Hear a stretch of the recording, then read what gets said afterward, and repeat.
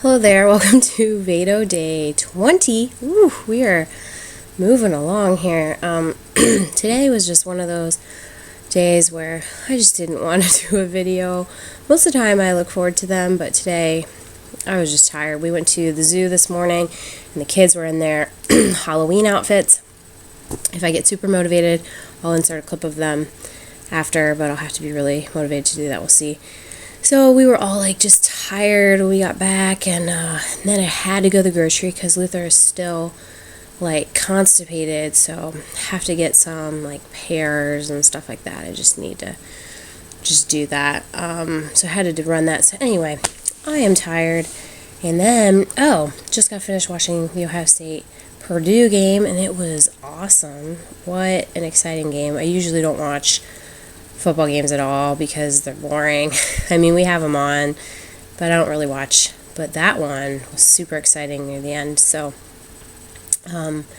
just got done watching that and figured I would go ahead and film this. And so today I want to talk a little bit about why we decided to have a home birth. And I think this is going to be a long one, so I'm probably going to divide it into a few parts.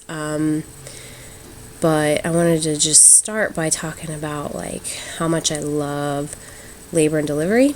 I don't know if you guys know this, but I am an RN still currently. I don't work anymore, but I am a licensed registered nurse. And when I was in nursing school, I had a hard time understanding pharmacology and even some pathophysiology, and just, I don't know, a lot of stuff was hard for me to understand.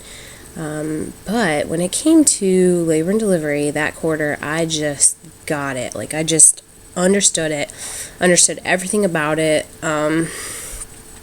Maybe it's because I was more interested. I don't really know. It just clicked. I understood even just from the beginning of conception, and I understood birth control and how that works, and I understood how just a baby develops and how the baby comes out, and all the problems and all the interventions. I just understood it all, and I liked it, and I was just super interested in it. And so that quarter, I vividly remember that quarter when I was a student nurse, and I was basically a preceptor, precepting, or I had a preceptor, and I followed her around for an entire quarter, probably about 1 shift, 2 shifts a week. I don't know. I mean, it seemed like more than that.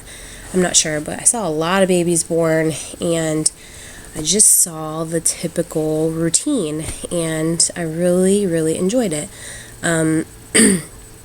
So then, fast forward quite a few years, when I got pregnant with Joel, I did the whole first-time mom thing where you type out your birth plan and you talk to your doctor about it and everything, and you just hope and pray that everything's gonna go as planned, and it never does. And I knew that it wouldn't, but I figured I would, kind of type out my ideal birthing situation. By 40 weeks and 5 days, I had not gone into labor. I didn't know if that was normal, in my family. I just didn't know. I kind of expected to go by then. I just didn't expect to go over because I didn't know my body. I didn't know that that's what I do. So by 40 weeks, 5 days, I was really, really, really uncomfortable. He was big. He was 8'4", so I was big. I was big face, big feet were swollen. I mean, it was the winter. Thank goodness it was the winter. But it was just, sorry, I'm making my computer screen go off and on. It's probably a little distracting. But I was so uncomfortable. Now, I knew that because I wasn't dilated and the baby wasn't just descended at all, he was still really high up, I knew that my chances of induction I knew that my chances of a failed induction were really high. I knew that. and I knew that it just wouldn't go well. My cervix was completely closed, and it wasn't even like soft. I mean, it was bad. Like, I knew it wouldn't go well. So, but at that point, I was like so desperate, and I was so uncomfortable. And so I tried to wait as long as I could, but I ended up getting induced at 40 and 5, and I had really strict rules as to how long I would go for each intervention. I didn't want Pitocin. I actually wanted my water broken before we started Pitocin. I talked to my doctor about all these things, and she was cool. And basically, to sum it up, the whole thing took about 24 hours, 26 from the time I was admitted, and it was the standard failed induction, move that girl to the OR for a C-section type birth. Like, that's exactly what it was until the very end. Because my epidural wasn't working, I could totally move my feet and legs around, and praise God, some nurse that actually went to our church at the time came in, and she was like, oh, you're having a hard time with pushing? Oh, well, since you can move your legs, why don't you just get on your hands and knees? Well, I knew a lot, but I didn't know that. I knew a lot about the medical side, but I just didn't know about other interventions. So she said, thank the Lord, she said that. And so I got on my hands and knees, and I pushed and made the most progress in that position. I pushed for 45 minutes in that position. And when I flipped over, my doctor, who had already booked the OR room, didn't tell me that at the time, but I guessed it. She came back in and went in and measured me and felt the progress, and she was like, "Oh, wow, looks like we might have this baby in here." And so it ended up that I was able to get him out vaginally, but there were a lot of issues. My particular body did not respond well to Pitocin. I would have crazy high contractions, and then I would have little low ones. Nothing it's supposed to be a nice contraction pattern where every contraction is the same and they're all the same. They're equidistant, like the same amount of time in between the contractions. Mine were not like that at all, even up to the very end. And then because I was having the little tiny contractions, they, of course, wanted the internal monitors, and they would crank my Pitocin up all the way.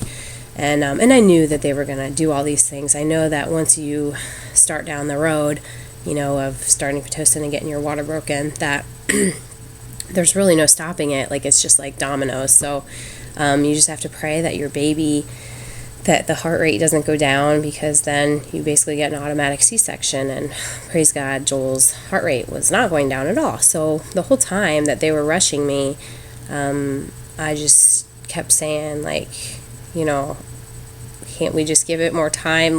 Just relax. If he's doing fine, then I'm doing fine.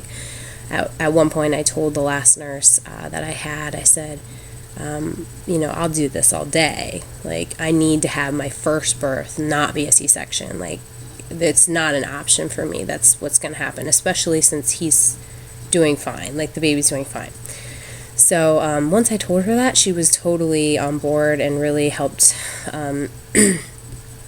me out and really encouraged me. So that was nice.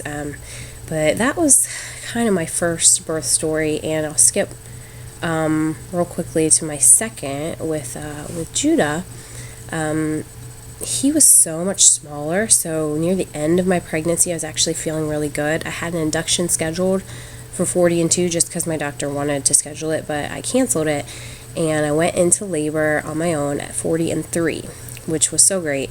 And I went into the hospital after 8 hours of labor at home, and it wasn't bad labor. I mean, it was fine.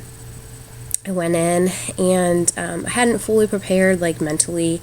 I thought about not getting an epidural, but I really wasn't prepared. So once I got in the hospital, I kind of felt like Joel would feel more comfortable if I got an epidural. So I got one, and I got it at 4 o'clock, and had the baby at 7:30, and there was no pain, and everything was easy. Oh, and I pushed once, and he just flew out.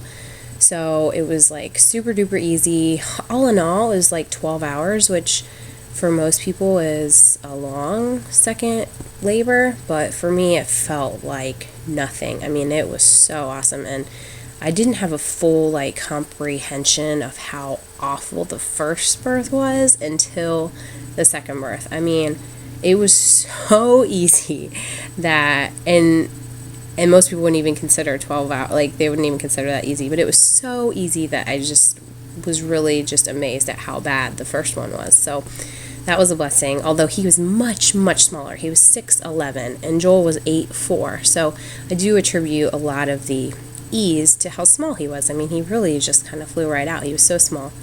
And so that was my second baby, and I will tell you guys the rest tomorrow, to be continued. Woohoo!